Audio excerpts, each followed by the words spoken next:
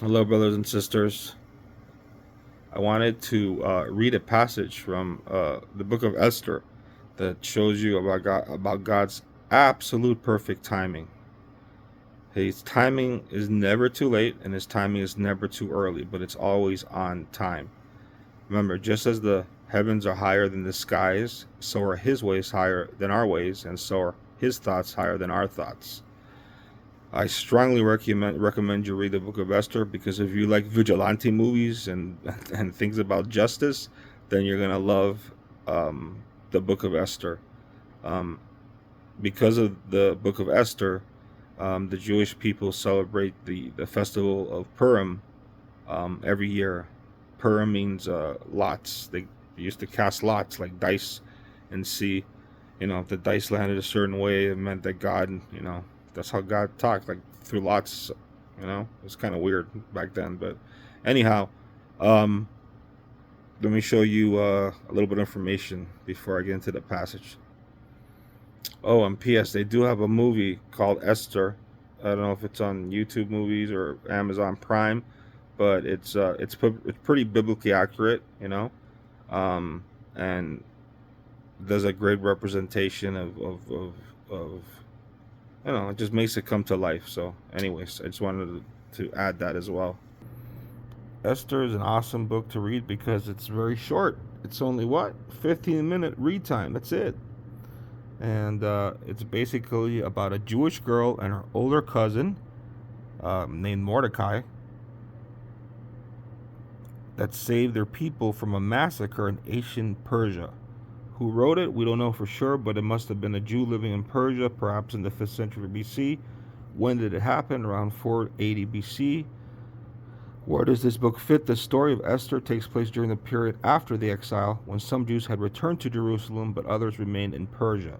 Okay, so basically this book is about a man named Haman who really wants to wipe out the Jews, and he's just evil. And Queen Esther is Jewish, right? And Mordecai is related to her. And Mordecai learns that there's a plot um, that Haman, because he's a high official, he had been promoted to be a high official. Haman has his plot to kill all the Jews, and Mordecai secretly told Queen Esther, and Queen Esther, is very dismayed, and she does, like, I think it's a 3-day fast and everything like that.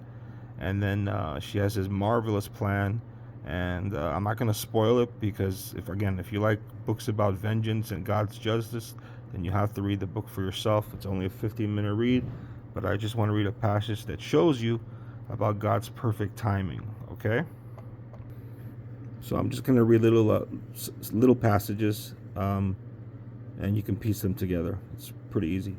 All right, this is Esther chapter 3, verse 1. Haman's plot against the Jews. Sometime later, King Xerxes promoted Haman, the bad guy, son of Hammedatha, the Agagite, over all the other nobles, making him the most powerful official in the empire. All the king's officials would bow down before Haman to show him respect whenever he passed by, for so the king had commanded. But Mordecai refused to bow down or show him respect. Okay, Esther chapter 4. Mordecai requests Esther's help. When Mordecai learned about all that had been done, which is the plan against the Jews, he tore his clothes, put on burlap and ashes, and went out into the city, crying with a loud and bitter wail. He went as far as the gate of the palace, for no one was allowed to enter the palace gate while wearing clothes of mourning. And as news of the king's decree to kill the Jewish people reached all the provinces, there was great mourning among the Jews. They fasted, wept, and wailed, and many people lay in burlap and ashes.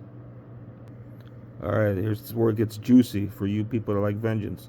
Haman's plan to kill Mordecai. This is Esther 5, starting at verse 9.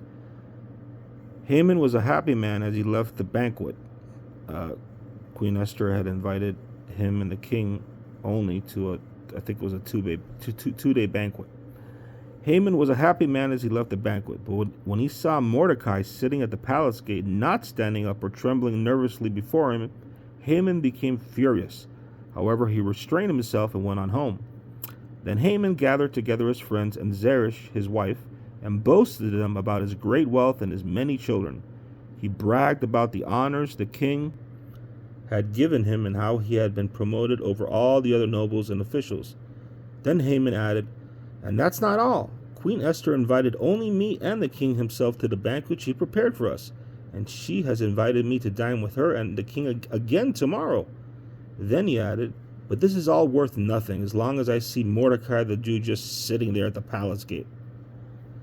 So Haman's wife, Zeresh, and all his friends suggested, "Set up a sharpened pole that stands 75 feet tall, and in the morning ask the king to impale Mordecai on it. When this is done, you can go on your merry way to the banquet with the king." This pleased Haman, and he ordered the pole set up. That night, the king had trouble sleeping, so he ordered an attendant to bring the book of the history of his reign so it could be read to him. In those records, he discovered an account of how Mordecai had exposed the plot of Bigthana and Teresh, two of the eunuchs who guarded the door to the king's private quarters. They had plotted to assassinate King Xerxes. "What reward or recognition do we ever give Mordecai for this?" the king asked. His attendants replied, "Nothing has been done for him." "Who is that in the outer court?" the king inquired. As it happened, Haman had just arrived in the outer court of the palace to ask the king to impale Mordecai on the pole he had prepared. Talk about perfect timing, right? Mordecai, if the king did not have this his autobiography read to him, and see in his autobiography that Mordecai had indeed exposed the plot of two eunuchs that were going to assassinate him, then when Haman came to come and ask, he was going to ask the king if Mordecai could be impaled, right? But that didn't happen because of God's perfect timing, right? Never too early or never too late. See, through the Holy Spirit, God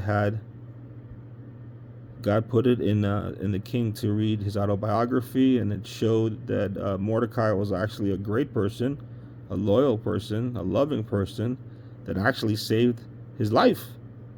And so anyways, I'm not going to spoil the rest for you. I just wanted to read that passage to you because that's like perfect timing, right?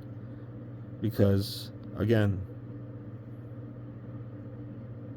they were about to kill Mordecai, but the night before, the king was restless. He couldn't sleep. And then he read the record of the account. I mean, so, that's how things work in our lives, right? Sometimes we don't know how God is operating, what he's doing, but his ways are always perfect, and he is a God of justice, and he hates the wicked every day. And he says very clearly, vengeance belongs to him, and he will recompense. And this is a warning to everyone who is deliberately sinning. You should share this video. It says it clearly in the scriptures that you cannot outrun your sin. Your sin will find you out. With that, have a blessed night, ladies and gentlemen.